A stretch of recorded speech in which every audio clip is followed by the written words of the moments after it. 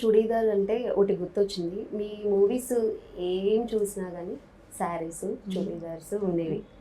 అట్లా మీరేమన్నా ఇట్లా బాక్స్ ఏమైనా పెట్టుకున్నారా? నేను ఇదే వేసుకున్నా, ఎందుకంటే సౌందర్య గారు తర్వాత తక్కువ గుర్తొచ్చేది మీరే, ఇంకా వేరే వాళ్ళ గురించి ఇక ఆలోచన. సో మీరు అట్లా ఏమన్నా బాక్స్ ఏమన్నా పెట్టుకున్నారా? నేను ఇది ఉండాలి, ఇట్లానే ఉండాలి? లేదు లేదు, అలా ఏం లేదు. కానీ ఏంటంటే నాకు ఫస్ట్లో అలవాటు లేదు.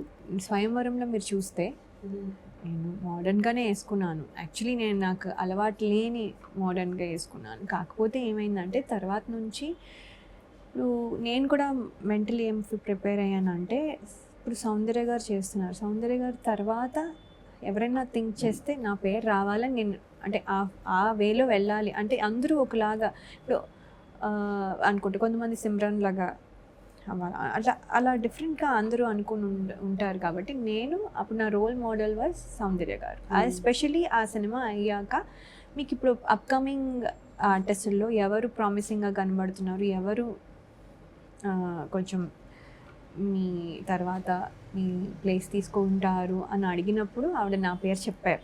సో నాకు అది ఒక రెస్పాన్సిబిలిటీగా కూడా అనిపించింది. అంటే ఆవిడ చేసి చూపించారు దట్ హీరోయిన్ అంటే డీసెంట్గా ఉంటూ గ్లామర్గా ఉండొచ్చు అని. సో అది నేను ఫాలో అవ్వాలని ట్రై చేసి అలా అయ్యి తర్వాత నుంచి అలా వెళ్ళిపోయింది అంతే. ఇంకా నేనేం చేయలేదు. మనోహరం సినిమా తర్వాత ఇంకా నేను తర్వాత ప్యాంట్ షర్ట్ సాంగే కదండి, పర్వాలేదు ప్యాంట్ షర్ట్ వేసుకోవచ్చు, పర్లేదు ఏముంది అంటే ఇప్పుడు సిమ్రాన్ గారు వేసుకున్నారు కదా, అట్లా ప్యాంట్ షర్ట్ వేసుకొని ఏదో చేయొచ్చు కదా, లేకపోతే డిఫరెంట్గా వేసుకోవచ్చు కదా. అంటే అది ప్యాంట్ షర్ట్ అని కాదు, సంథింగ్ డిఫరెంట్ ట్రై.